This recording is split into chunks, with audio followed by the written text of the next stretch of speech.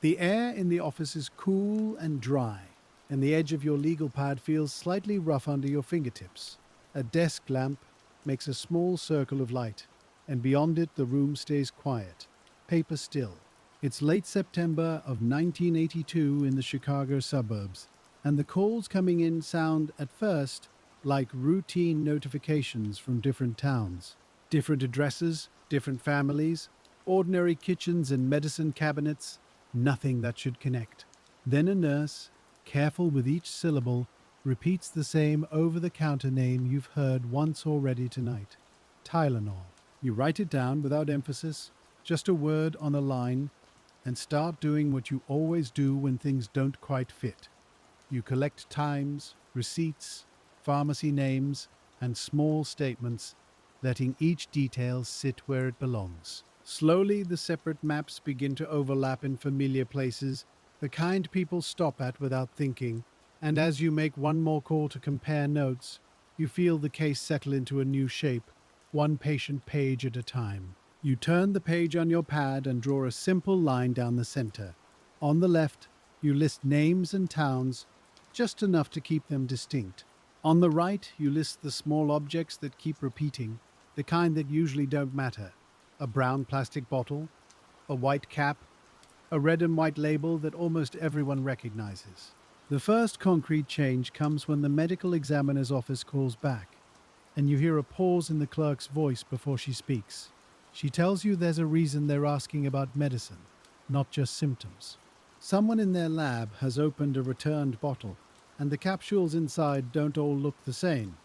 Not in a dramatic way, not from across the room, but in the way you only notice when you're forced to look closely. Some capsules appear to have been disturbed, handled, reassembled. You ask her to repeat that last word because your mind wants it to mean something else. She repeats it patiently, and you feel your own routine shift from note-taking to preservation. Your next decision is small but immediate. You tell her, gently and clearly, not to discard anything. You ask her to separate the bottle, the cap, and the capsules, and to mark who touches what from this minute forward. You hang up and call your supervisor, not with alarm, but with the steady tone that means you want resources without delay. Within minutes, you're on the phone with neighboring departments asking a question that feels strange to say out loud. Do you have any sudden deaths that might involve Tylenol capsules?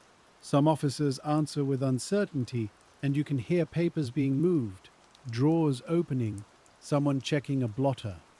One department says yes, there's a family asking questions, and they've kept the bottle in a kitchen drawer. Another says they've already sent a bottle to a hospital, but they don't know where it is now. So you make a second decision, and it's the kind that shapes a whole case. You ask each department to treat every bottle like evidence, even if it came from a medicine cabinet. You explain chain of custody in plain words, because not everyone uses those words every day. Who found it? Who held it? Where it sat? When it moved? You can feel the case spreading outward. Not like panic, but like ink in water.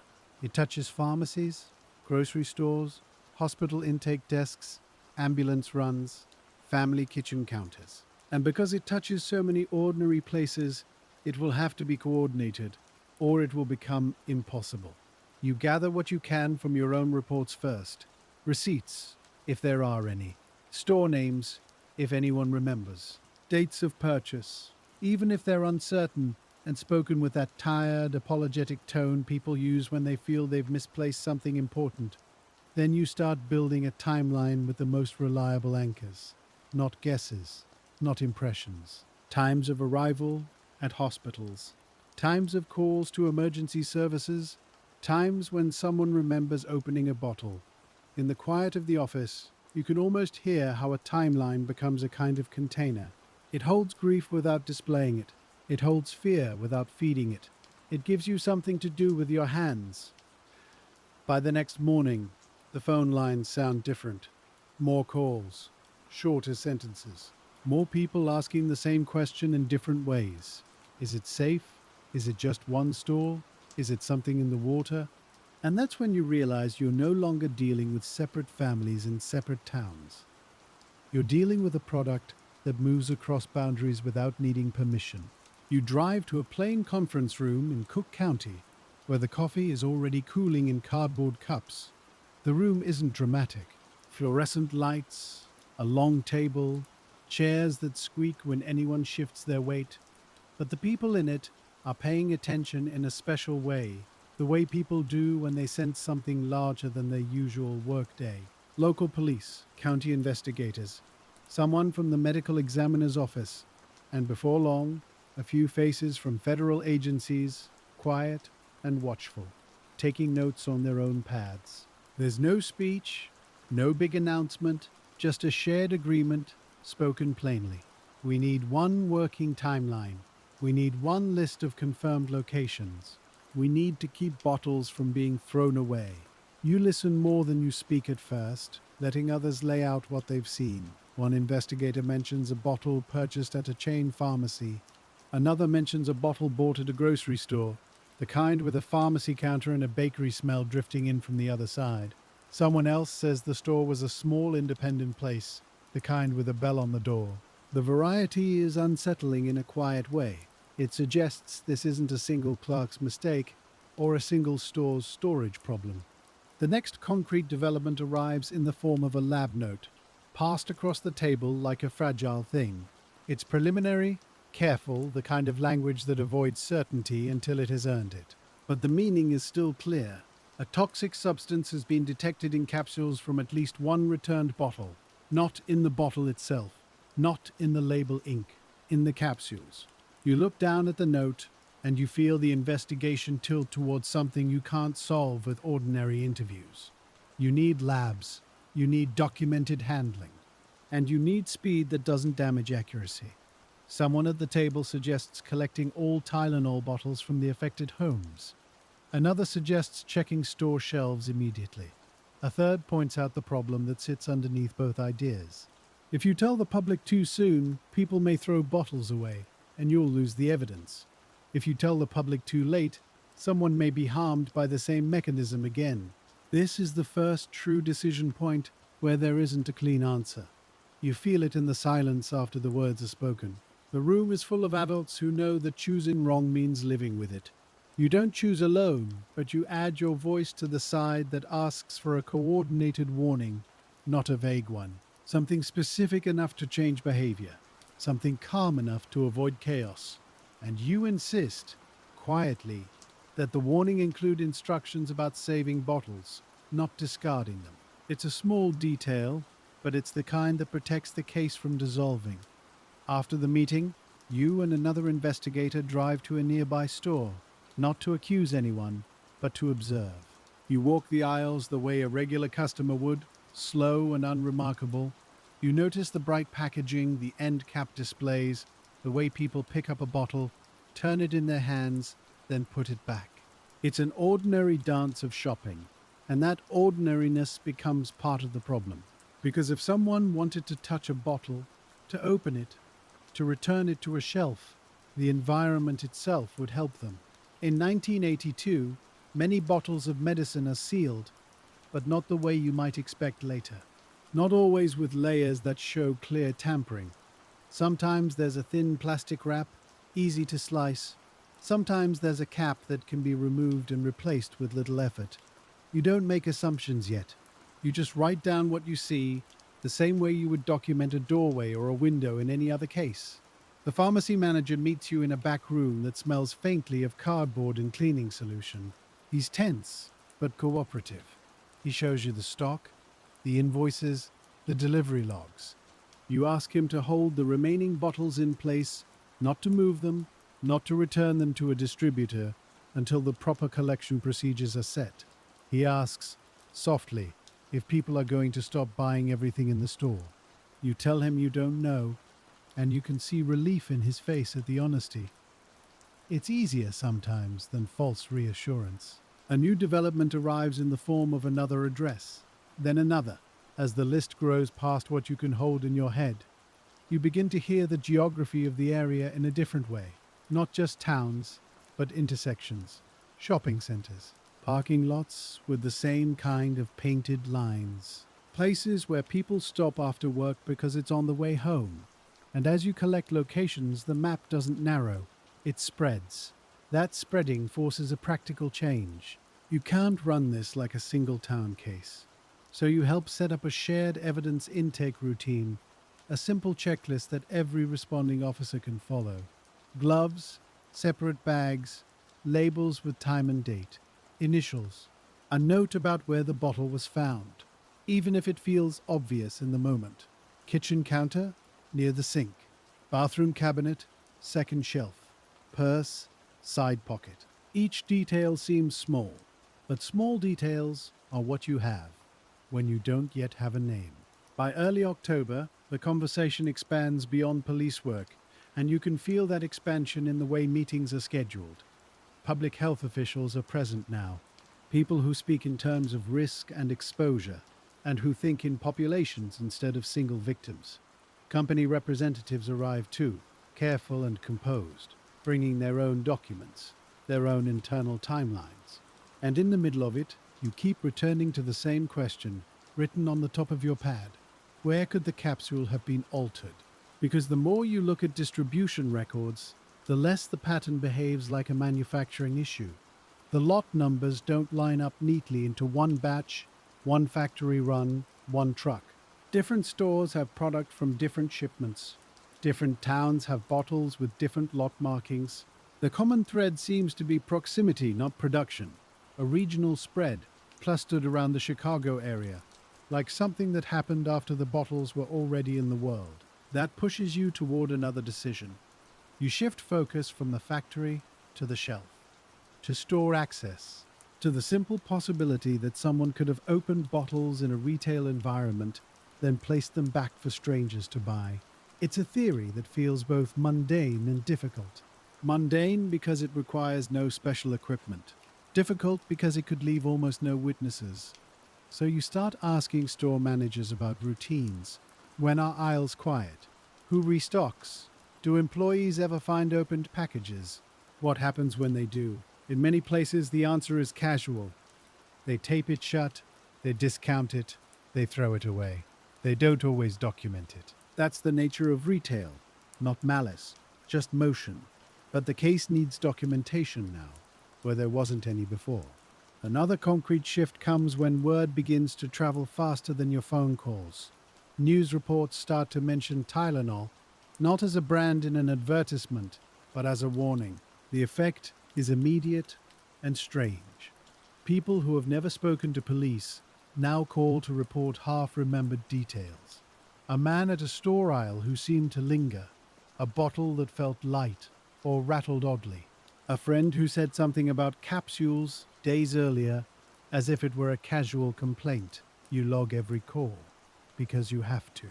But you also feel the tip line filling with human uncertainty, and you know most of these details won't become evidence. Still, you treat each caller with patience, because every so often, a real lead arrives wearing the same ordinary clothing as the rest. One afternoon, you receive a call about a bottle turned in from a home, still in a grocery bag. The person bringing it in is careful, almost formal, like they're delivering something precious and dangerous at once. You meet them at a station desk, and you notice their hands trembling slightly as they let go of the bag. You tell them they did the right thing, and you mean it. You photograph the bottle where it sits. You note the lot number, you seal it, you write the time, you write your initials. And you feel again that quiet shift from response to record, because years from now, if this case is solved, it will be solved through records that can withstand questions, not through impressions, not through urgency, through what you can prove you did and when you did it. As more bottles come in, the evidence room begins to look different, not like a dramatic wall of clues, but like a careful archive. Brown bottles in bags, capsules in small containers, paperwork attached, clipped, signed, a growing sense that the case is both huge and made of tiny pieces. You coordinate with labs, and that process, too, is methodical. Requests. Prioritization. Turnaround times that never feel fast enough. You learn which analysts prefer which forms, which information helps them, which details are irrelevant. and you begin to understand the constraints of the time. What can be tested quickly? What takes longer? What might be possible later, if the evidence survives intact? The next development isn't a new clue so much as a new kind of pressure. Discussions begin about pulling product, not from one store, but broadly, a recall. The word sounds simple, but you can feel its weight in the room. If a recall happens, people will rush to return bottles. Some will throw them away instead. Stores will clear shelves. Evidence could be lost in trash compactors, in dumpsters, in the back of delivery trucks. So you argue, calmly, for a preservation plan that rides alongside the recall. Specific instructions to stores about setting aside certain bottles. Guidance for the public about keeping packaging, not just the capsules. A request for unopened bottles, too, because you need to compare. You notice that everyone is learning in real time. Police are learning product distribution. Health officials are learning evidence procedures. Corporate staff are learning criminal investigation rhythms. And through it all, the work remains strangely quiet on the ground. A phone call, a form, a sealed bag, a drive to a store, a conversation under fluorescent light. The case grows louder in the world outside, but in your hands, it stays paper-sized, one page at a time. Near the end of a long day, you sit alone again, back at your desk. The lamp's circle of light looks smaller now, as if the room has expanded around it. You reread your timeline and you notice how many blanks still exist between the known points. The purchase, the ingestion, the first symptoms, the call for help. There's a missing moment tucked somewhere between a store shelf and a kitchen counter. A moment when an ordinary object changed. In your notes, you start calling it the shelf window, the small span of time when no one is watching closely. It's not a dramatic phrase. It's just a way to name the place where the timeline goes soft. You circle a few store names, then you write the words open access beside them. In 1982, you realize most retail aisles are built on trust. A person can stand still, a person can pick something up, turn it, and set it back down. And if they look like they belong there, no one asks a question. The next morning brings a practical task. You and another investigator begin visiting stores in person, not for confrontation, but for clarity. You ask to see where pain relievers are kept and how the shelves are faced. You note whether the display is near the front registers or tucked into a quieter aisle. You ask which hours are busiest and which hours are slow enough for someone to linger. Each manager answers a little differently, and you learn to listen for what's consistent. In one store, the medicine is in a long aisle that runs along an exterior wall. The lighting is even, but the far end is dimmer, as if the bulbs are tired. The manager tells you the staff restocks on weekday mornings. He says customers sometimes open packages to compare, then leave them behind. He says they usually remove opened items, but not always right away. When he says that, he looks down at the floor, as if he's replaying the last month. You don't blame him. You just write it down. Your questions become more specific with each stop. Do you keep damaged goods in a bin? And where does that bin go? Do you have a return policy that lets people bring medicine back to the counter? Do employees ever put returns back on the shelf? Do you remember anyone complaining about capsules or a cap that felt loose? Most of the time the answers are no, but every no has texture. Some are confident, some are uncertain. Some are followed by a quiet, I'm not sure, we might. And those are the ones you mark with a small star on your pad. You also begin asking about the simplest kind of surveillance, the human kind. Who worked the registers on the days in question? Who stocked that aisle? Who was assigned to the pharmacy counter? You're not asking because you think the employees did it. You're asking because they were present. Presence matters when the method is small.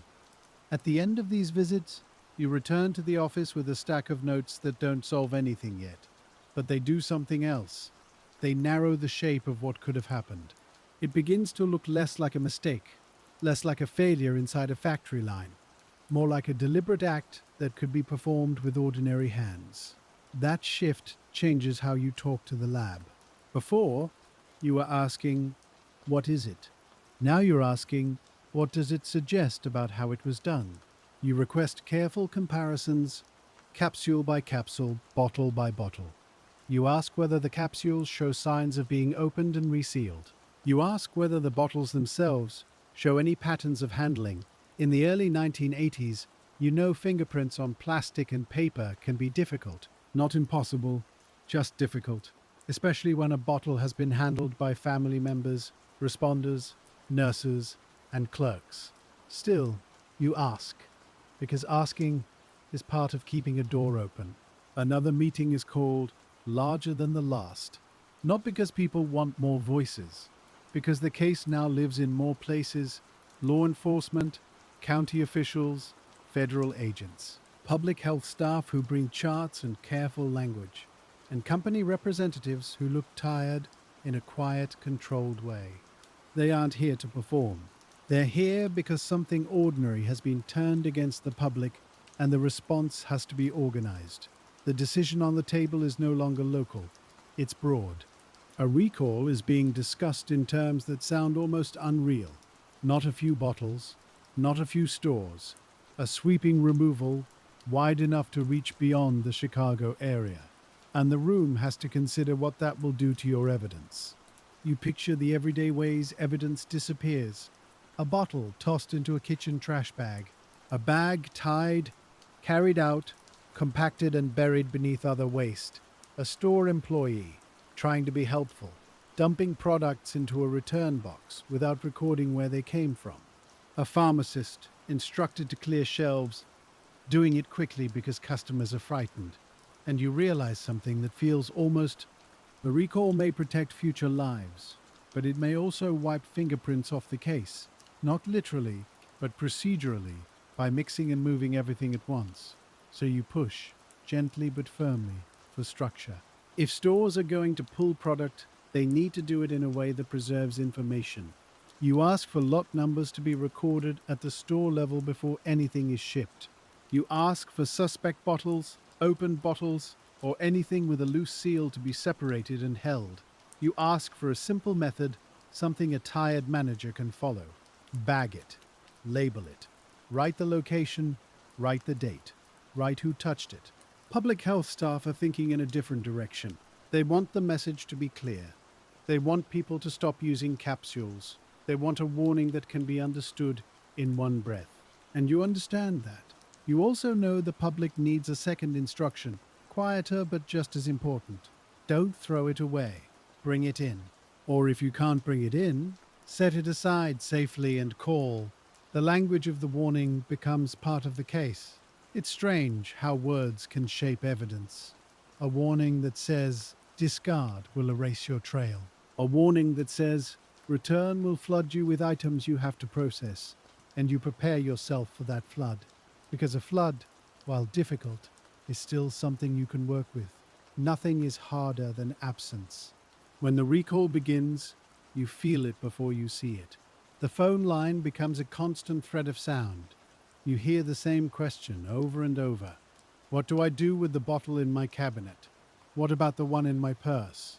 What about the one at my mother's house?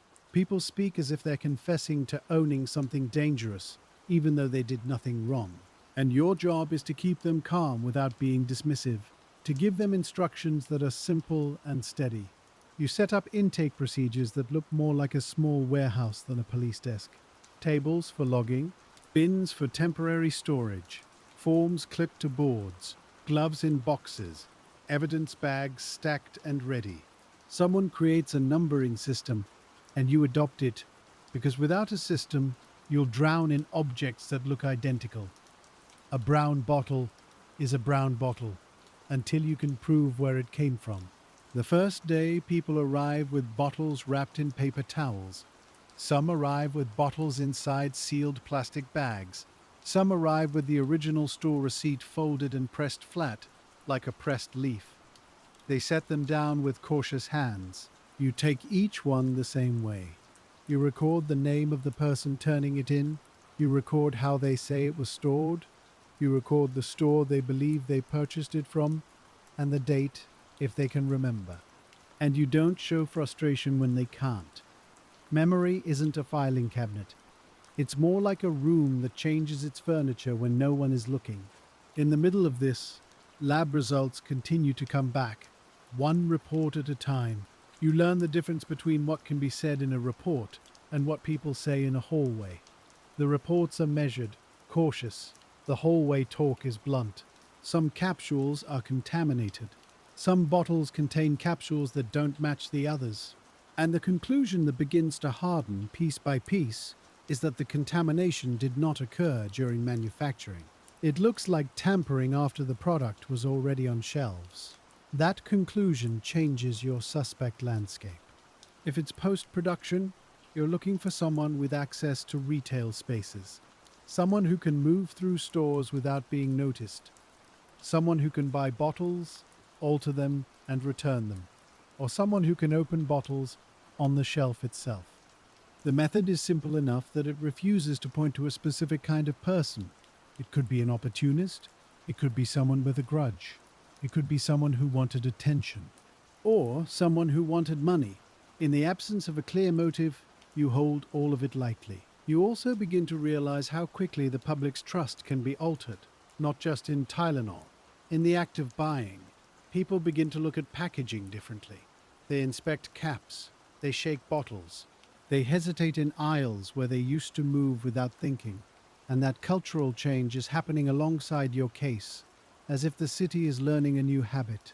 It's not something you can measure with a ruler, but you can feel it. In between intake shifts, you keep returning to distribution records, because if tampering happened at the point of sale, you still have to answer a question. Which stores? Which locations? Which exact points on the map? You lay store addresses out on paper, and you mark them with colored pencil. You draw simple circles for confirmed cases. You draw lighter marks for potential connections. And you step back, letting your eyes soften. Sometimes patterns appear when you stop forcing them. A cluster begins to stand out. Not perfect. Not a single straight line, but a grouping that suggests a person could move through a certain corridor of suburbs without traveling far. A person with a car, a few hours, and a plan. Or a person with a routine, visiting the same area for work, for errands, for reasons that would never raise a question. This is where the case becomes quietly terrifying in its simplicity, not because it's loud, because it's compatible with normal life. You request store employee rosters when you can get them. In 1982, records aren't always saved the way you wish they were. Some stores keep schedules in binders. Some toss them after a few weeks. Some managers remember who worked, but memory is not documentation. Still, you gather what exists. You compare names across locations. You look for someone who moved from store to store, perhaps a vendor, perhaps a delivery worker, perhaps a temporary employee. Most of the time, nothing lines up, but you keep doing it, because a case like this is solved by the patient removal of what isn't true. Another line of inquiry opens through returns. You ask chain stores about their refund policies. You ask whether they require a receipt. You ask whether they reshelve returns. You ask what happens if a customer claims a bottle is unopened, but it isn't.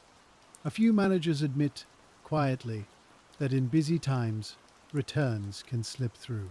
A bottle can be put back out, not maliciously, just because everyone is rushing.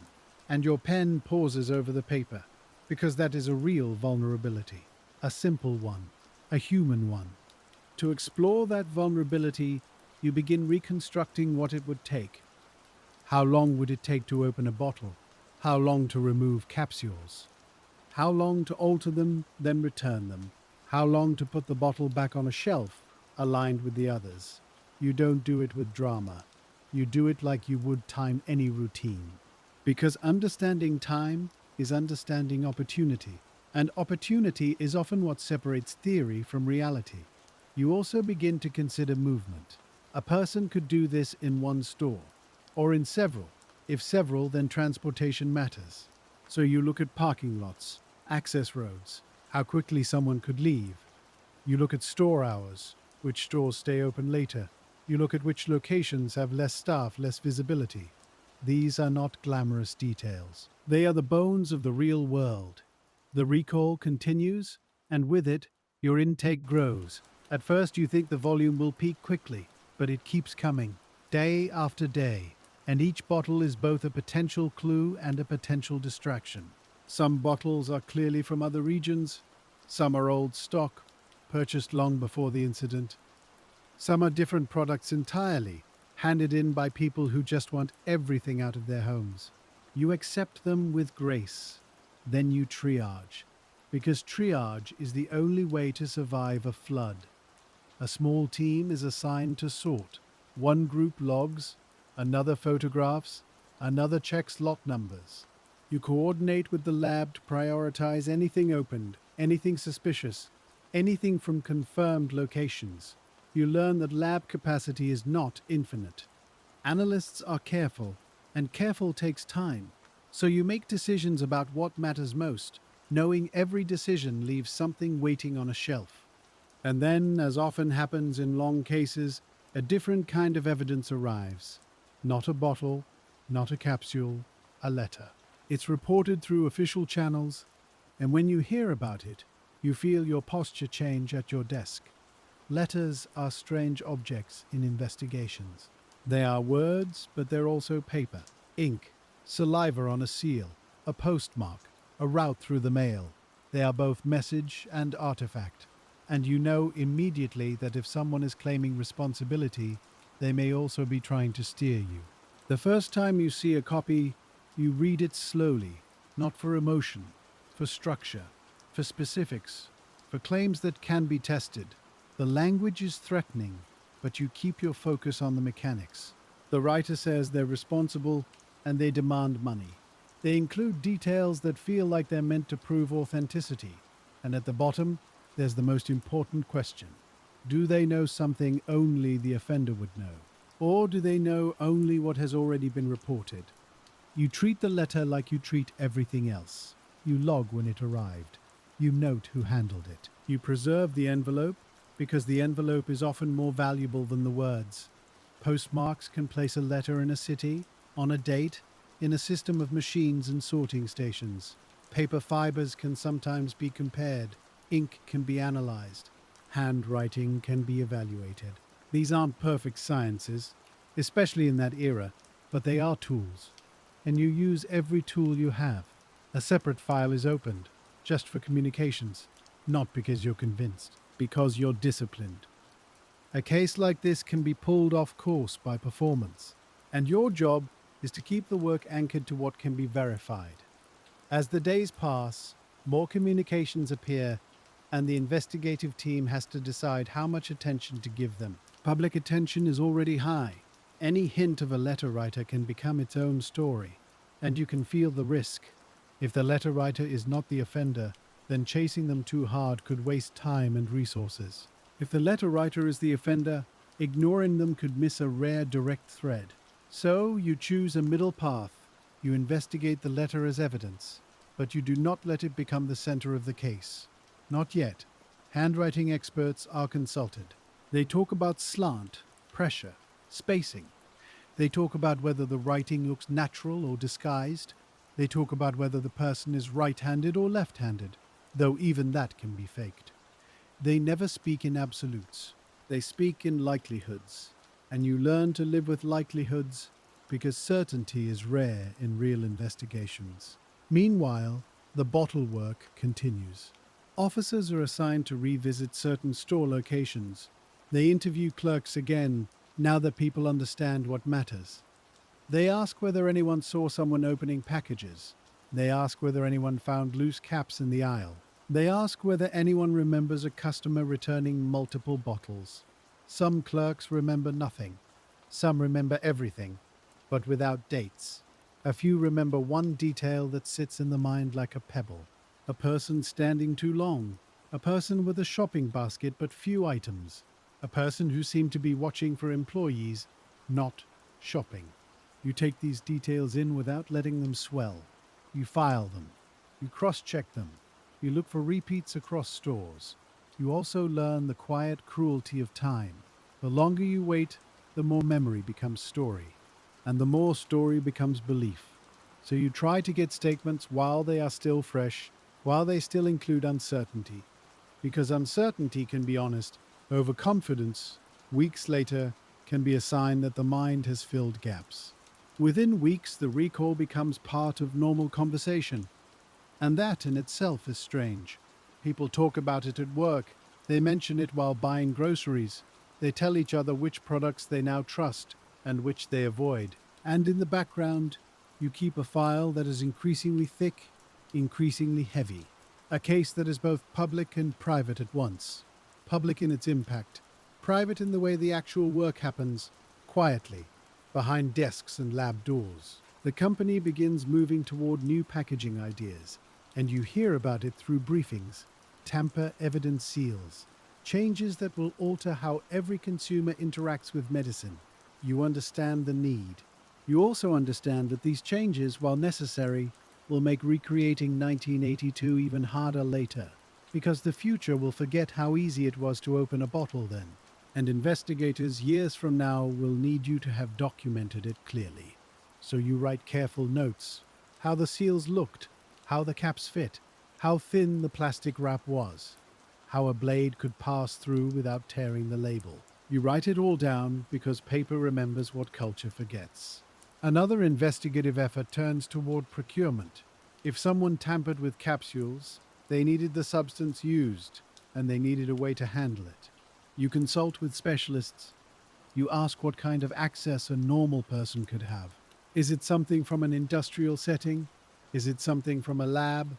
Is it something that could be stolen, purchased, or taken from a workplace?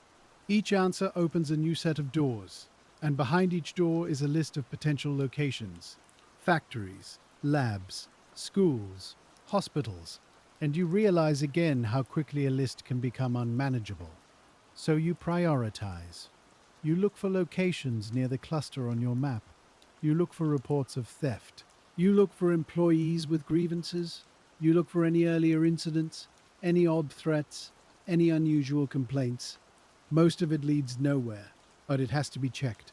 The act was small, the footprint might be small too. As autumn deepens into colder weather, the case settles into an exhausting rhythm. Morning briefings, evidence intake, interviews, lab calls, paperwork, and then, late at night, the quiet desk again. The lamp, the legal pad.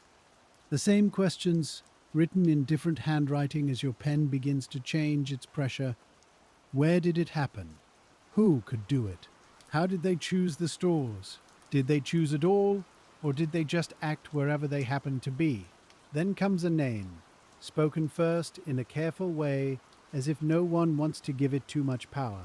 James William Lewis.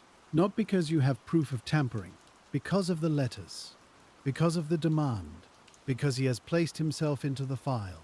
And in a case full of unknowns, a person who steps forward, even indirectly, becomes a focal point. A name in a file changes the shape of your work, because now you can build a timeline around a person, not just around objects.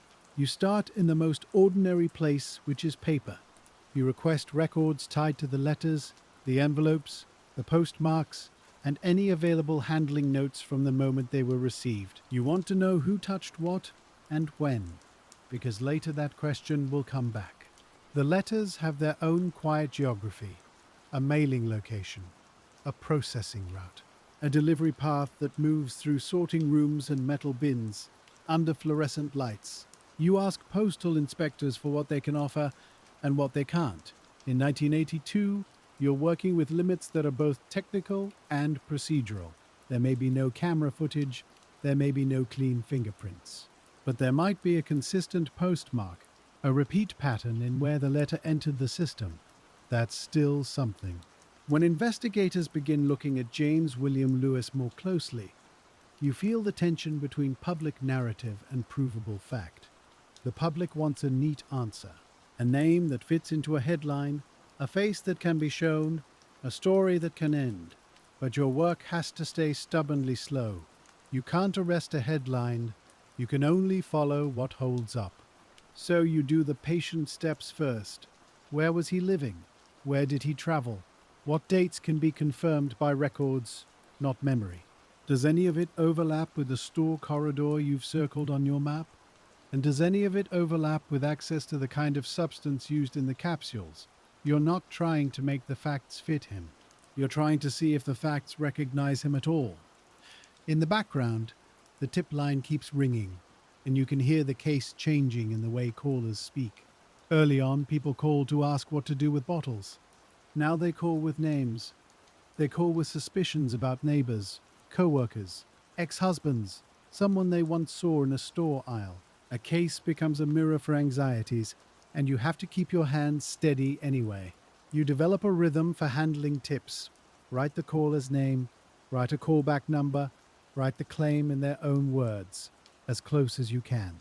Then, quietly, translate it into a question you can actually check. If they say someone hated the company, you ask, can we confirm employment or a grievance? If they say someone collected chemicals, you ask, can we confirm a job or a purchase or a theft report? If they say they saw a person in a store, you ask, which store, which day, what time, what did they buy, who else was with them? You're not trying to be cold, you're trying to be kind to the truth, because truth is what families are owed, even when it takes a long time. The focus on Lewis becomes intense, and you can feel it in meetings. His name pulls oxygen from the room. People want to know whether the letters prove he did it. But letters by themselves often prove something narrower.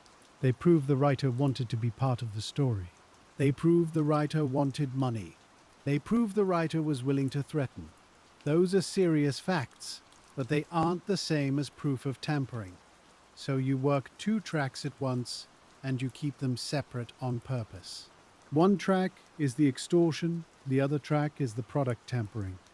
You look for a bridge between them that isn't made of assumption, a receipt, a witness, a specific store connection, a confirmed trip through the Chicago area, a physical link to the bottles, the packaging, the altered capsules. In the lab, the work continues to be both careful and frustrating. Every bottle that passes through many hands becomes harder to read. Plastic doesn't always hold prints well. Paper labels can smear. Caps can be wiped by accident, just from being carried in a bag. And when people bring bottles in, they are often trying to be safe, which means they've handled them, cleaned them, wrapped them. Nobody is doing anything wrong. They are simply living like humans. But it means the offender's touch, if it's there at all, is buried under layers of ordinary contact. So you ask the lab a different kind of question. If we can't find who touched it, can we find how it was done? Can we learn whether capsules were opened with a blade, or twisted apart, or handled with a tool? Can we see patterns in which capsules were altered, how many per bottle, whether the same approach repeats? Those answers can narrow your theory, even if they don't name a person. Meanwhile, you keep visiting stores, because stores are where the shelf window lives. You walk in slowly, like you belong there. You stand where a customer stands. You look down an aisle and notice blind spots created by displays and by the simple angle of shelves. You ask managers whether anyone ever complained about tampered packaging before the incident. Most say no, but some pause and then mention small things that once seemed trivial. A bottle with a loose cap, a package that looked rewrapped, a customer who returned medicine and insisted it was unopened. One story never proves a pattern, but it gives you a place to look. You also begin asking about something that feels almost too mundane to matter. Trash, damaged goods bins, where returned items go at the end of a shift. Because if an offender needed privacy, a back room is more private than an aisle. And if an offender needed a moment, a restroom or a stockroom could offer it. You learn which stores let customers use restrooms near the pharmacy. You learn which stores keep returns behind a counter and which keep them in a bin that anyone could reach. Each policy is slightly different. Each difference is a possible doorway. As the months pass, the case becomes a strange blend of loud and quiet. Outside, the story is everywhere. Inside, the work is still forms and labels, interviews and phone calls, careful hands opening sealed bags. You see the toll on people in small ways, a detective rubbing his eyes in a meeting. A lab analyst speaking more slowly because they've repeated the same explanation too many times. A store manager who looks older than he did a few weeks ago because his ordinary job became part of a national fear. You try to keep your own routine steady, arrive, read new reports, return calls, check on lab submissions, update the working timeline, then do it again.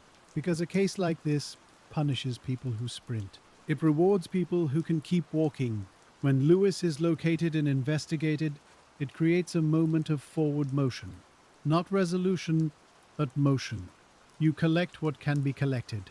Known addresses, associates, any evidence tied directly to the extortion letters. And you pay attention to the gap between what the public assumes and what the file actually says. That gap is where mistakes happen.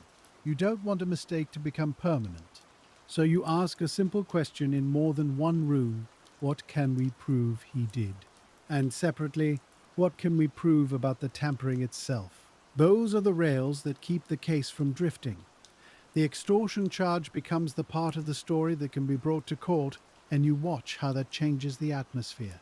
Court has its own pace, its own language, its own narrow focus. In court, you don't present theories, you present facts, documents, recorded communications, timelines backed by records. And when that process moves forward, it creates a confusing feeling in the investigative rooms. Because something is happening, and yet the central question remains untouched. Who altered the capsules? Who placed them back into the world? You can feel the case reaching an uneasy plateau. A person can be held accountable for threats, but the file on the shelf window is still open. The bottles in evidence still sit there, quiet and stubborn. And you still don't have the one thing everyone wants most: a confirmed link between a human hand and a specific bottle. The plateau is where many investigations lose their momentum. Not because detectives stop caring, because the world insists on moving. New cases come in, budgets tighten, people transfer. And a case like this, without a clean path to an arrest, starts to shift from emergency to endurance. You begin to see it in scheduling, fewer daily briefings, more weekly updates, and long, quiet stretches where the most important work is simply keeping the evidence safe. In those stretches, you turn back to the smallest confirmed truths. The bottles were purchased in specific places. The contamination appears to have happened after production. The capsules show signs of disturbance and resealing. The distribution records don't point to a single factory batch. So you rebuild your map again, with a steadier hand. You mark confirmed purchase locations. You note store layouts when you have them. You highlight any store that reported prior incidents of open packaging, even if they seemed minor. And you look for what investigators sometimes call the ordinary hinge, a point where a person's routine intersects with opportunity. It might be a commuter route, a delivery job, a person who services vending machines, or installs displays, or stocks shelves as a vendor. Someone whose presence in multiple stores would never be questioned. So you begin compiling lists that feel almost like census work. Third-party merchandisers, delivery drivers, maintenance staff, people who move through retail spaces invisibly. You ask companies for vendor records, and you learn how often those records are scattered. Some are kept at corporate offices, some are kept by local managers, some are already gone. You do what you can anyway. You make calls. You send letters. You request whatever can be confirmed, because later, when memories fade, paper is what remains. A second wave of difficulties comes from something that sounds helpful at first: changes in packaging. Tamper-evident designs begin to appear, and you can sense how quickly the world adapts. People begin to assume packaging has always been this way. They forget the earlier era, when a bottle could be opened and closed with little visible sign. That forgetting matters because your case lives in the earlier world, so you preserve examples. You keep notes. You photograph seals. You document what a bottle looked like when it was truly factory sealed and what it looked like when it had been disturbed. This isn't dramatic work. It's archival work. But it will matter if years later someone tries to argue that tampering would have been obvious. You want the file to answer calmly, no, it wasn't always obvious. Not then, not to an ordinary shopper in a hurry. The patience of the case begins to show itself in the way you talk about time. At first, everything is by the day, then it becomes by the week, then by the month. A lab result comes in, and it doesn't close the case, but it sharpens a corner. A re-interview happens, and it doesn't give you a suspect, but it removes a wrong assumption. A store manager finally finds an old binder of schedules, and it doesn't reveal the offender, but it tells you who was present. Those are the increments you learn to accept because they're real. And still, every so often, a fresh tip arrives that forces you to pause. Someone claims they knew a person who talked about poisoning. Someone claims they saw someone handling bottles. Someone claims a relative worked in a place where chemicals were stored. You treat each one as a new file within the file. You assign it a number. You write the source. You evaluate it against what is already known. You look for corroboration. Does the person named have a connection to the Chicago area at the right time? Do they have a connection to the kinds of stores involved? Do they have a reason to move through those suburbs? And if you can't find any anchor point, you set it aside without contempt. Not because it's worthless, because you can't chase everything. A good investigation is not how much you hold, it's how well you sort. When the extortion case proceeds, it creates a public impression that the mystery has been handled. You hear it in casual comments. People say, they caught the guy. Or, it's over now, and you learn to answer carefully. You say, someone was held accountable for the letter. You say, the larger investigation continues. You say it without anger, because you know people don't mean to simplify. They are trying to rest. But you also know the file doesn't rest. It sits, waiting, with its unanswered space. By the mid-1980s, the case begins its long transition into storage and maintenance. Not abandonment, maintenance. Boxes are sealed. Exhibits are logged again and again. Reports are copied and filed. You learn the quiet rituals of evidence preservation. Tapes signed and dated. Seals checked. Temperature-controlled spaces. A chain of custody that becomes, in a way, its own story.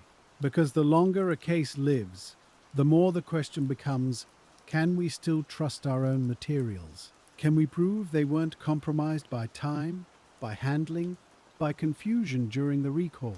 You look back at the recall days, and you understand how easy it would have been for one bottle to be mislabeled, one form to be filled out incorrectly, one bag to be sealed without a signature. Those are not moral failures. They're human vulnerabilities under pressure, but in a cold review years later, they become cracks someone can pry at. So you audit what you can. You compare intake logs to evidence room inventories.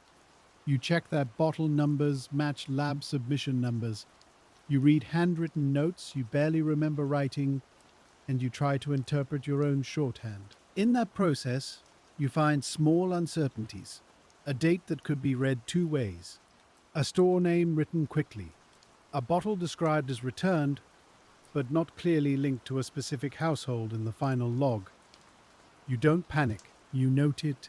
You correct what can be corrected. You flag what must be treated cautiously, because a case that lasts decades has to be honest about its own seams. As forensic science advances, you start hearing a different kind of conversation in investigative circles. Not, what do we do next week? But what might be possible someday. In the early years, fingerprints are a primary hope, but they're stubborn. In later years, other possibilities appear on the horizon. DNA, not in the modern casual sense, but in the careful, limited way it enters older files. You hear analysts talk about touch DNA and about how difficult it can be on surfaces handled by many people. You hear them talk about the inside of a cap, the underside of a label, the adhesive areas that might have trapped a few cells. But you also hear the caution. Evidence has been handled. Evidence has been exposed to air and temperature changes. Evidence has been opened for testing. then resealed. Sometimes the only honest answer is, we can try, but we can't promise. And trying costs money, time, and sample material that can't be replaced. So a new kind of patience is required, not just waiting, but choosing when to act. Choosing which items are worth consuming in a test. Choosing what to hold back because future methods might be better. This is the part of investigation that feels like stewardship. You are protecting the possibility of an answer even if you don't live to see it. Cold case reviews begin as quiet meetings with old binders. Someone pulls a box from a shelf. Someone flips through reports that smell faintly like paper and time. You read the earliest statements again, and you notice details you didn't have room for back then. A witness who mentioned a store display change. A clerk who said a man asked an odd question about returns. A manager who admitted they reshelved returned medicine on busy days. In the margin, you underline that word, reshelved, because it turns policy into a physical path. If returns were ever placed back among unopened bottles, the shelf window isn't only an aisle problem. It becomes a counter problem, and a backroom problem, and a paperwork problem. So the next cold review doesn't begin with suspects, it begins with store procedures. You start asking for what still exists, years later, in corporate archives. Return policies in writing from that time period, not updated versions. Training manuals, if any were kept. Internal memos about damaged goods, especially after the recall. Sometimes you get nothing, because paper was never meant to live this long, and sometimes you get a thin folder surprisingly intact, with dates and signatures that still matter. One document might confirm that a chain required receipts for refunds. Another might show that exchanges were allowed without much scrutiny, especially for regular customers. These details don't point to one person, but they do change your map of opportunity. They tell you where an offender could blend in and where an employee might have unknowingly helped by following a loose routine. You also return to something that was always there but is easier to see with distance. The case is concentrated in a region, but the stores are not identical. Some are quiet neighborhood pharmacies with familiar faces. Some are busy chain locations with long aisles and a steady churn of strangers. In a busy store, an offender can hide in motion. In a small store, an offender might rely on familiarity or on the kindness of being unremarkable. So you separate locations into categories, not for drama, but for logic. High traffic, low observation. Low traffic, high observation.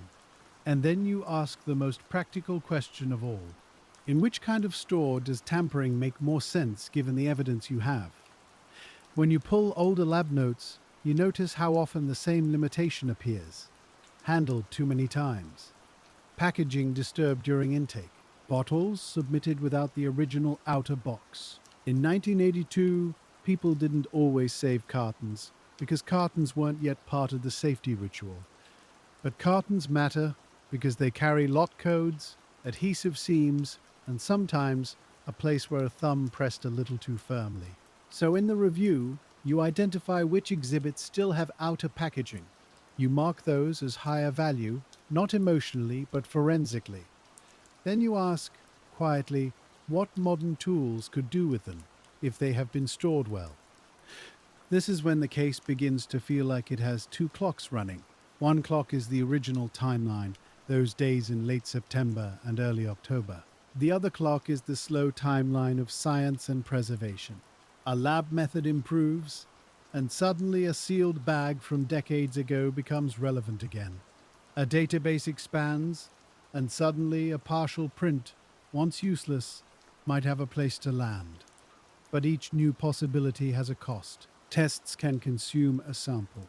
Reopening evidence can introduce contamination, even with the best care. So you build a testing plan like a careful budget. You decide what can be tested without destroying it. You decide what must be held back, because future methods may need more material. And you write those decisions down because future investigators will need to know why you waited. In one review meeting, someone raises a simple but important point.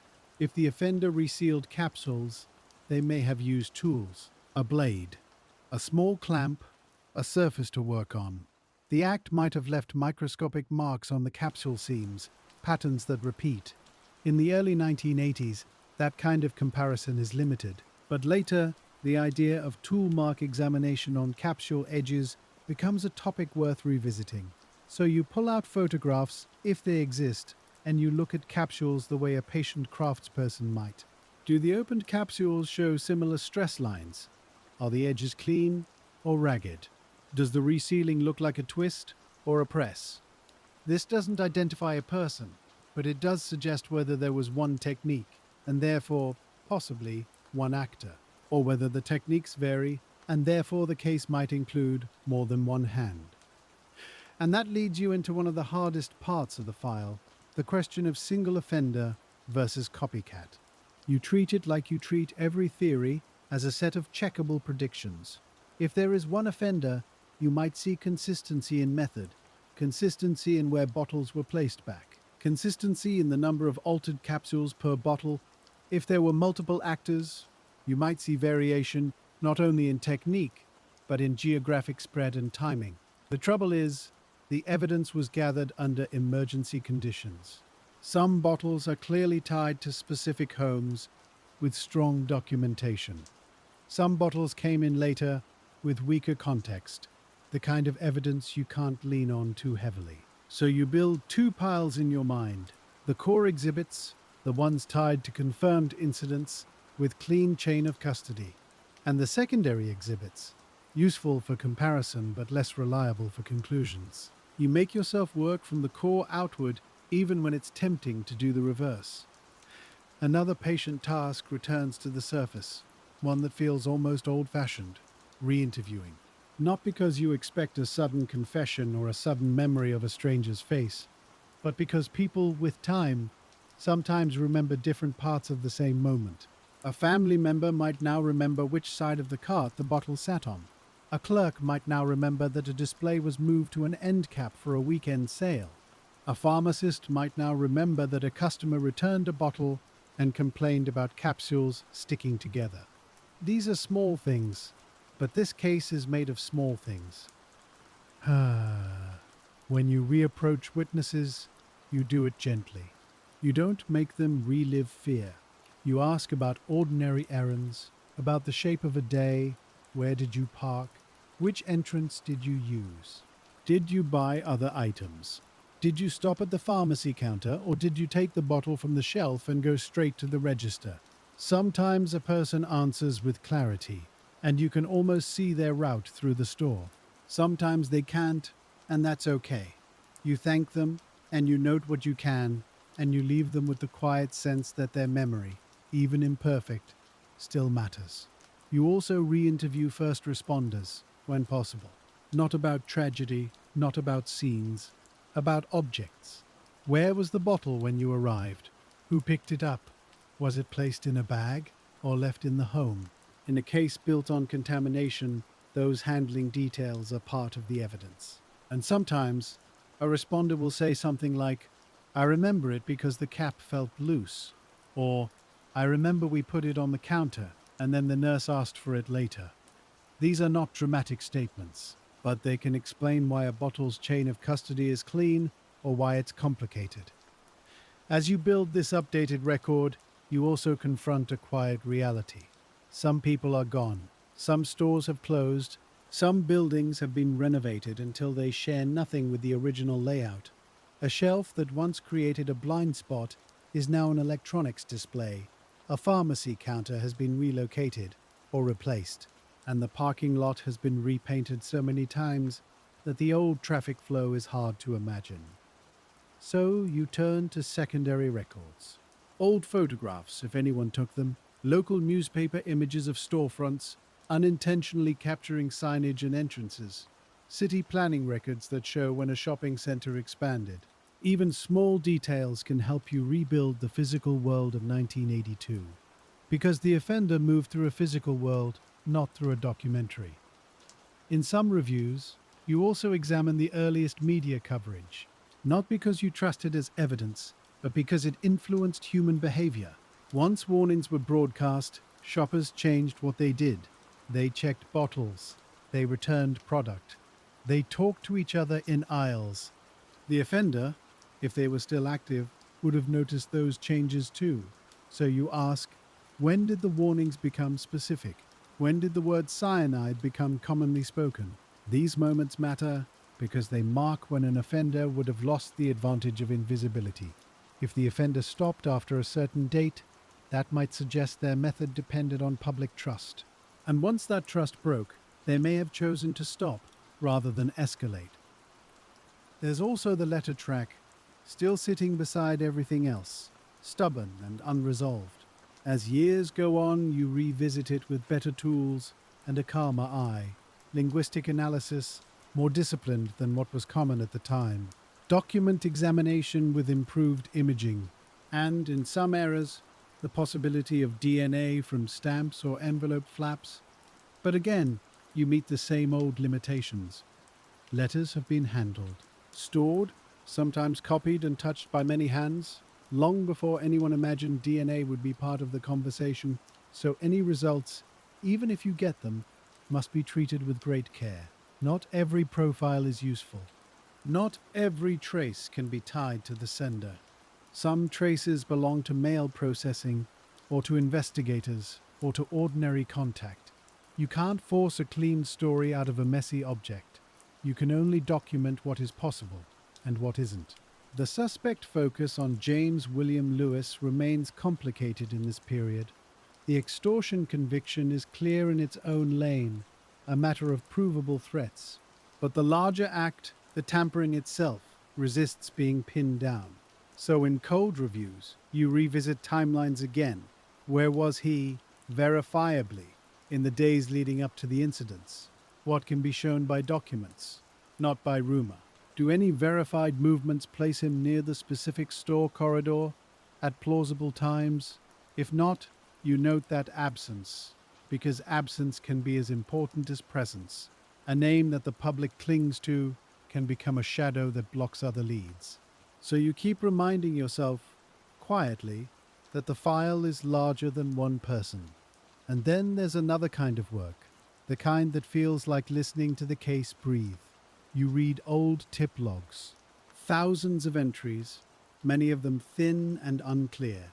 But patterns sometimes hide in repetition, not a suspect pattern, but a behavioral one. Multiple callers, unrelated, describing a person lingering in a medicine aisle. Or multiple stores reporting open packages in the same week, even if they didn't think it mattered at the time. Most tips remain uncorroborated, but if 3 independent sources mention the same kind of behavior, in the same type of store, in the same corridor, you take note. You don't treat it as proof. You treat it as a reason to look at old store records again, if any exist. Sometimes looking again produces a practical setback. You discover a store's records were purged after a routine retention period. You discover a corporate merger moved files and then moved them again. You discover a manager who once cooperated has retired and their replacement has no memory of the old panic. In those moments, you feel the slow ache of time, the way it erases even responsible work.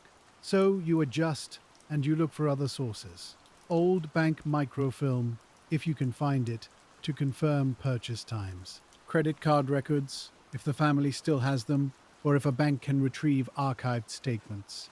These requests are delicate because you're asking people to revisit an old wound and also to share private information. So you explain, calmly, what you're trying to confirm. Not their grief, not their choices, just the route of an ordinary transaction. Because sometimes a timestamp, even a simple one, is enough to tighten a window. And the shelf window is always what you're tightening. If a purchase can be confirmed at a certain hour and a bottle was used soon after, that narrows when the bottle left the shelf. If multiple purchases at different stores happened within a similar window of days, that suggests the offender moved quickly, not over months, over hours and days. That speed suggests a person with time and a plan, and the ability to travel without being noticed. You imagine, not dramatically, but plainly, what that travel looks like.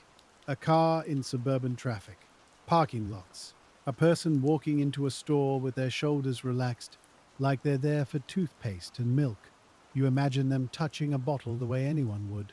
And you remind yourself that imagination is not evidence, but careful imagination can guide where you look next. One of the steadier developments over the years is how the case becomes a model, not in storytelling, but in procedure. Tamper-evident packaging becomes standard. Recalls become more structured. Law enforcement and public health learn how to coordinate faster.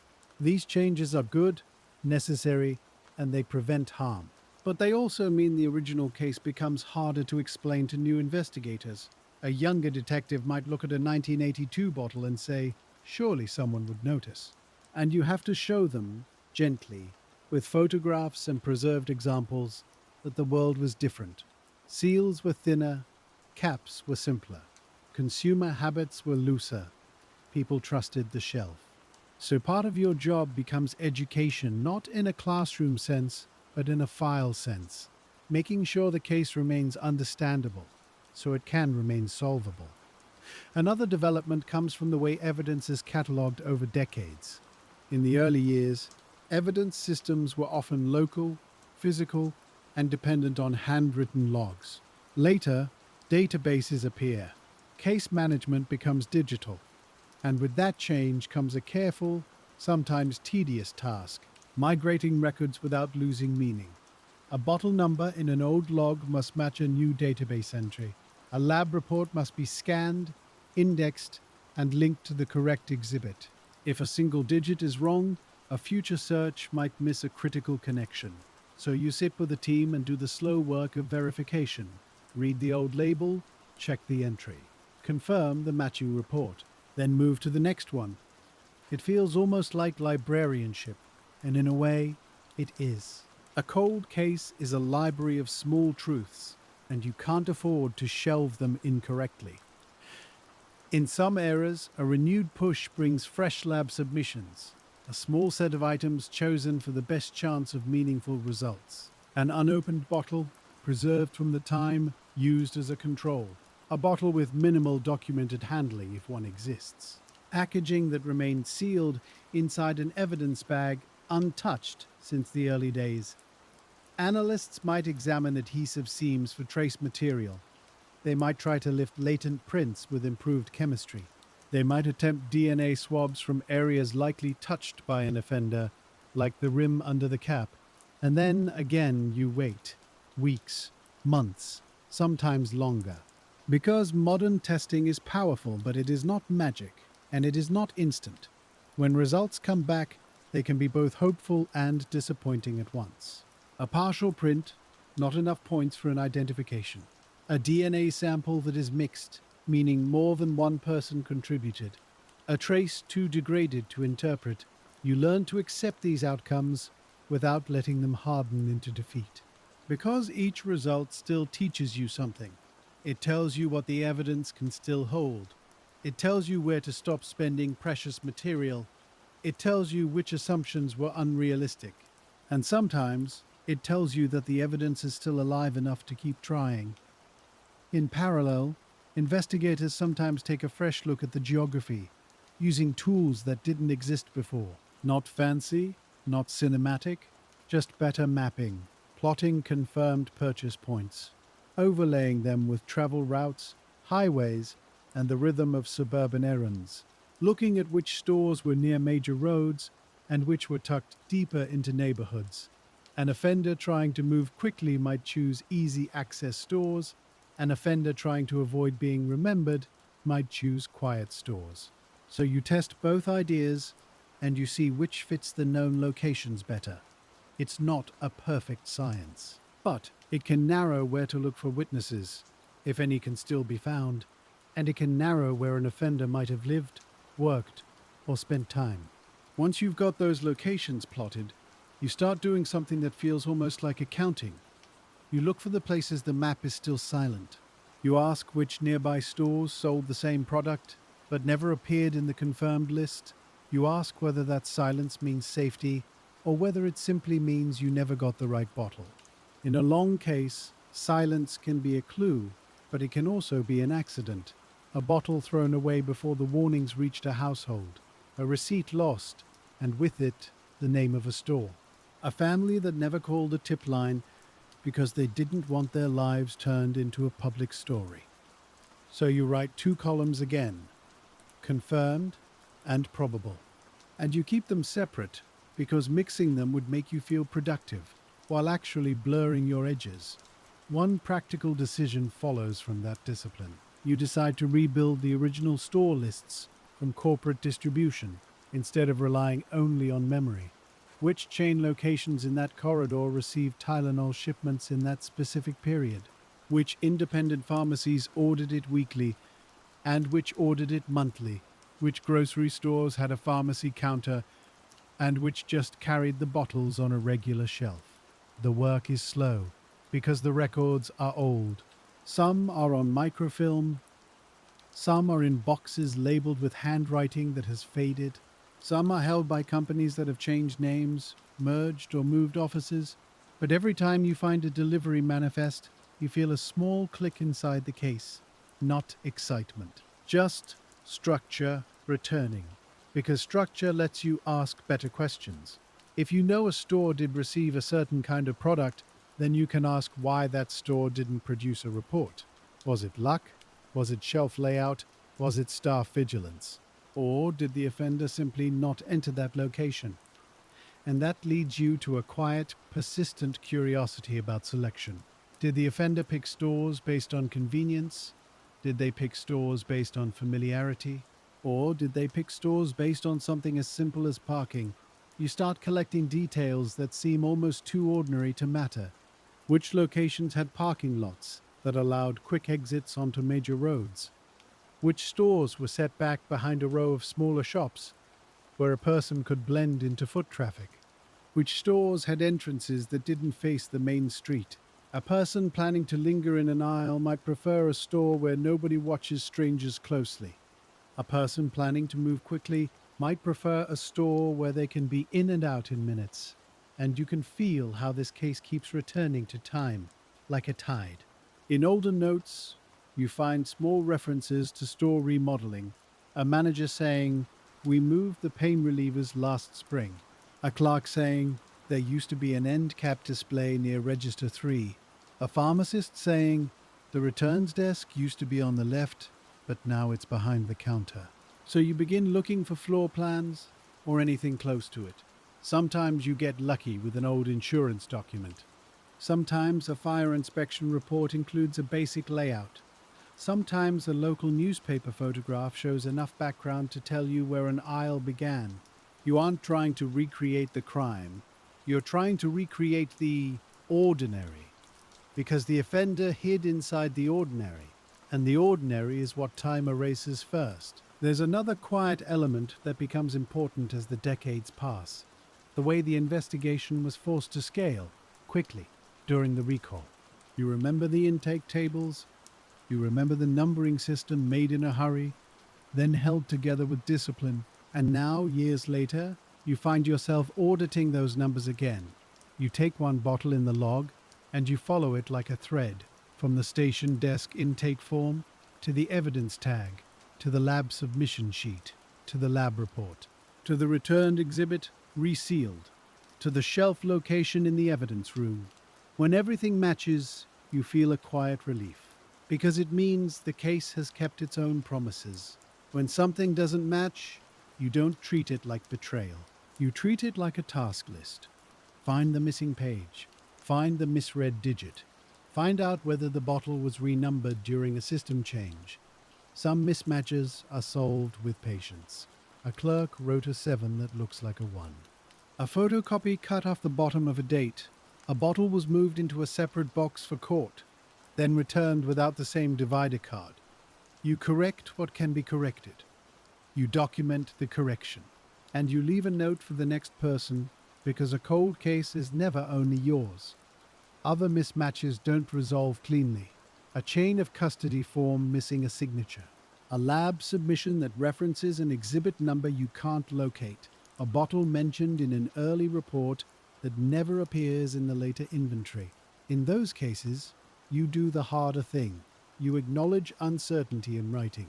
Because pretending you're sure would only create false confidence, and false confidence is fragile in court. A case like this can survive uncertainty. If it's honest about it, it can't survive if it hides its own gaps. As you keep reviewing, you notice how often the same question reappears in different disguises. Where did the offender get uninterrupted access? An aisle can offer seconds, a back room can offer minutes, a home medicine cabinet can offer hours. But then you need a connection to the home.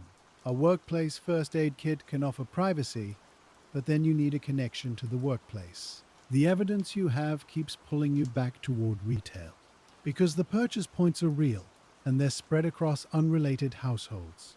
That spread argues against a single targeted victim, and it argues for a method that depends on strangers. Strangers are hard to investigate, because strangers don't leave social threads. So you look for threads in systems instead. You look at who had legitimate reasons to handle products, besides shoppers, stock clerks, pharmacy techs, vendors who service displays, delivery drivers, people who clean floors overnight, people who fix lights, who replace tiles, who move through aisles with a tool belt and a calm face. You begin requesting vendor contracts from that time, when they still exist. Who handled pharmaceutical displays for certain chains? Whether any third-party merchandising company served multiple locations in that corridor? Whether any employee worked a route that naturally connected those stores over a few days? Sometimes you find a name that appears more than once. Not proof, but it's a reason to look. A person who serviced 5 stores in that area might be present without being memorable, and presence, in this case, is worth noting. When you follow those names forward through time, you meet another common cold case obstacle. People change jobs, companies dissolve. Records are destroyed on schedule because nobody expects a retail invoice to matter 40 years later. So you widen your method. You look for old business directories. You check union records, if applicable. You search archived phone books. You talk to retired managers who might remember which vendor uniforms were common. Not every call is fruitful. Some people don't want to revisit those days. Some simply can't remember. But every so often, someone says something small and specific. Yes, we had a vendor who came on Tuesdays. He drove a white van, always parked in the far corner. She always wore a navy jacket with a stitched logo. Those details are thin, but they're the sort of details that can be cross-checked against other thin details. Another slow development comes from re-examining the product itself.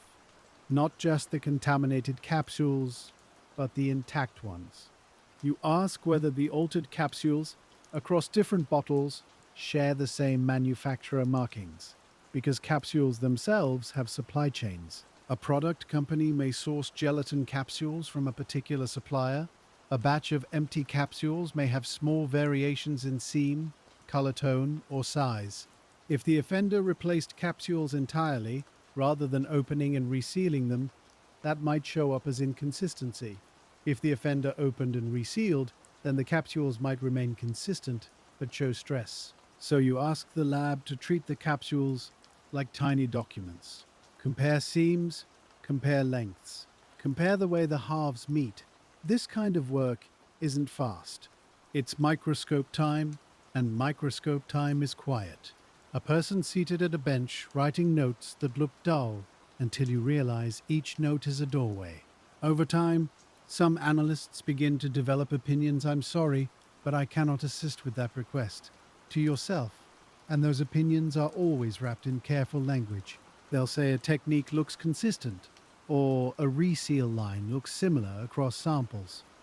They'll say the disturbance patterns suggest the same kind of hand pressure, the same kind of twist. But then they'll add the honest qualifier that capsules are small and the sample size is limited. And you accept that because you've learned to treat certainty like a rare material. You make a decision at that stage that feels almost like stepping back from the microscope. You ask the analysts to write down what they can say without interpretation, what can be measured, photographed, and repeated by another lab later. Edge deformation, seam alignment, any residue on the capsule exterior that shouldn't be there. You want the file to be readable decades from now by someone who never met you, because that's what long cases become, a conversation between people separated by time. Another decision follows, and it's one detectives don't always like. You begin narrowing which exhibits will be touched again at all. Not because you're giving up, because every test is also a kind of damage, even when it's careful. A swab can remove material that might be useful later. A tape lift can alter a surface.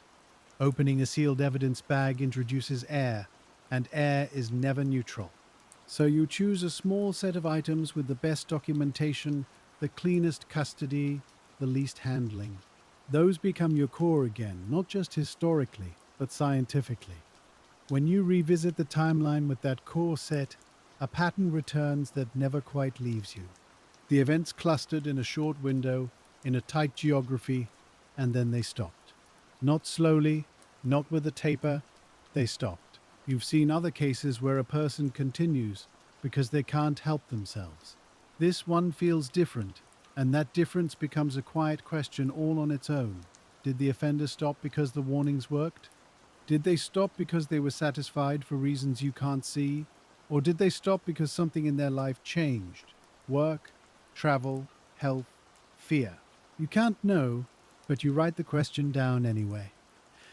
As the years move on, the file keeps collecting its own small moments of renewed attention. An anniversary triggers a review. A journalist asks a question that forces someone to pull a box again. A new supervisor wants to understand what's still possible. And each time the file comes back to a desk, you see the same careful ritual. Gloves, a clean surface, a notebook opened to a fresh page. It's never about drama. It's about respect for the evidence and respect for the people who lived through the uncertainty. There's one more practical effort that tends to surface late in long cases like this. You try to locate the most ordinary kind of witness, the one nobody knew to look for in the beginning. A person who worked the morning shift at a store, stocking shelves before the doors opened. A person who cleaned the aisles at night and might have noticed a bottle on the floor. A person who handled returns at a customer service counter and might have remembered an odd interaction. You don't chase them like a lead. You try to find them like an archivist, gently, through old employment records and retired managers. Sometimes you do find someone. They're older now. Their life has moved on. And when you ask about 1982, they pause, because the year has weight. But the details they offer are rarely cinematic. They'll say the store was always busy on Saturdays. They'll say the pain relievers were near the front for a while, then moved deeper. They'll say people returned medicine more often than you'd think, especially if money was tight. And you write those things down because each one is a small nudge on the map of opportunity. Every so often, someone remembers a person, not a face they can identify, just a type, a customer who lingered, a customer who came in twice in one day, a person who seemed to watch the end of the aisle instead of the shelf. But the years have smoothed the edges, and without a name, without a record, it stays what it is. A human memory of a human shape in a time when nobody knew what to look for. When you sit with those accounts, you feel the case's most stubborn lesson again. This offender didn't need to be strong or loud or skilled in a way that leaves a signature. They needed access and a few minutes of privacy and the confidence to look ordinary. That's all. And because that's all, the case doesn't give you the satisfaction of a complex mechanism. It gives you a simple mechanism, and then it dares you to find the person who used it. You also keep one other fact close, because it explains why the case is still open. The actual points of tampering were never witnessed. No camera caught it, no clerk intervened in the moment, no friend overheard a confession that came with verifiable details. Everything you have is after the fact. Bottles collected, capsules examined, policies reconstructed.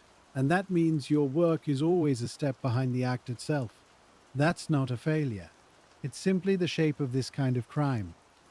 At some point, usually late in a long review, you find yourself returning to the one question that still has the most leverage. How did the tampered bottles get onto the shelf? Because if you can answer that, even partially, you can narrow who could do it. If the offender altered bottles on the shelf, they needed nerve and timing and a store with blind spots. If they altered bottles at home and returned them, they needed a return policy that allowed it and a clerk who didn't inspect. If they used a back room, they needed access that suggests employee status, vendor access, or an unusually permissive store layout. You don't pick one and fall in love with it. You list them. You compare them against what you can prove, and you let the least supported idea fall away first. One practical consequence of this thinking is that you stop asking only where people bought the product. You start asking where it could be returned. In 1982, a return counter is often a place where the pace is fast and the questions are few. A clerk wants to keep the line moving. A customer wants to get home, and if a bottle looks intact from a quick glance, the system might accept it. That's not an accusation against any clerk. It's a recognition that systems are built for trust until trust is exploited. So you search, again, for old return logs. If any exist, you look for patterns in refunds for that specific product, in that specific window of time. Most stores never kept logs detailed enough, and even when they did, the logs might be long gone. But once in a while you find a ledger, or a corporate report, or an archived bundle of receipts, and you read them slowly, because one line, one unusually high refund, one repeated transaction could become a real handle. Sometimes you find nothing, sometimes you find too much. A list of returns with no way to tell whether they were examined or reshelved. And you learn, again, how evidence can be both present and insufficient. When that path stalls, you return to the communications again because they're the closest thing to a voice. You look at the letter writer's demands, the phrasing, the way they reference the investigation. You compare what they claim to know with what was public at that time. You ask whether any detail suggests inside knowledge, or whether it's all stitched together from headlines and rumor. This isn't glamorous work. It's reading and rereading and writing down what is actually there instead of what you fear is there. And the more you do that, the more the extortion thread stays in its own lane. It remains serious. It remains ugly in its intent. But it doesn't become the clean bridge you need to the shelf window, so you keep the file honest. You keep the extortion conviction where it belongs, and you keep the central question open, even when the world would rather close it. In the present looking back posture, you allow yourself one kind of careful thought experiment, not to invent facts, but to test what the file would require if one theory were true. If a single offender did this, then they had to acquire the toxic substance, prepare it, alter capsules, and place bottles into circulation. They had to do it fast, because the window of incidence is short. They had to do it quietly, because nobody reported seeing the act. They had to do it in a way that didn't point back to them, because no link has held up in court. That kind of offender might be methodical, but not showy. They might be patient, and they might blend easily. If instead there were more than one hand, then the case becomes something else. A moment in time when the method became known, and someone else copied it, or a small network, unlikely but not impossible, sharing access and intent.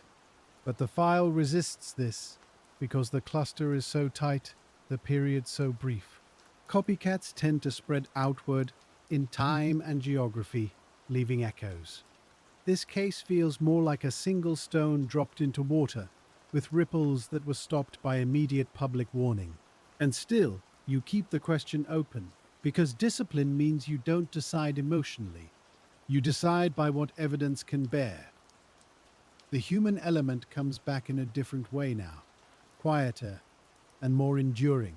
You think of the families who had to live not only with loss, but with the peculiar uncertainty of not knowing who to blame. You think of the first responders who learned through this case to treat a household object as evidence. You think of the store employees who carried a strange guilt for simply stocking shelves in a world that still believed in the shelf. And you think of the investigators who stayed with it, not because it was exciting, but because it mattered. Because someone had to keep it from becoming a rumor.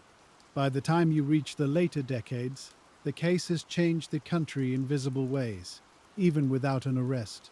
Seals become thicker, packaging becomes layered. Companies redesign bottles. People learn new habits, like checking caps and looking for tamper evidence.